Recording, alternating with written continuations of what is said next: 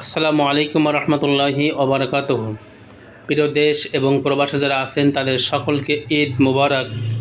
আশা করি সবাই ভালো আছেন, আল্লাহর রহমতে সবাই ভালো থাকেন। পৃথিবীর সম্ভবত ৬০-৭০% দেশে আজকের ঈদুল আজহা কোরবানি ঈদ হয়ে গেল। বাকি দেশগুলো আগামীকাল হবে ইনশাল্লাহ। আল্লাহ পাক সকলের কোরবানি, আরাফার রোজা, নফল ইবাদত, তাহাজ্জুদ নামাজ, হজ সমস্ত ভালো কাজ আল্লাহ তাআলা কবুল করুক।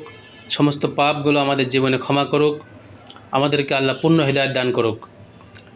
ঈদের আগের রাতে একা একা ব্যাচেলার জীবন, সবার ভাগ্যে তার ছুটি হয় না, সবারই ছুটি যাওয়ার প্রয়োজন। কেউ ওই ঈদে যাবে, কেউ এই ঈদে যাবে।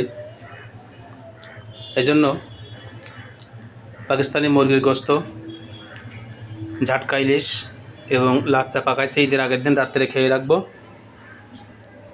খাইতে খুব মজা, আপনাকে দাওয়াত থাকলো, সবাই দোয়া করবেন। আসসালামু আলাইকুম রহমতুল্লাহ।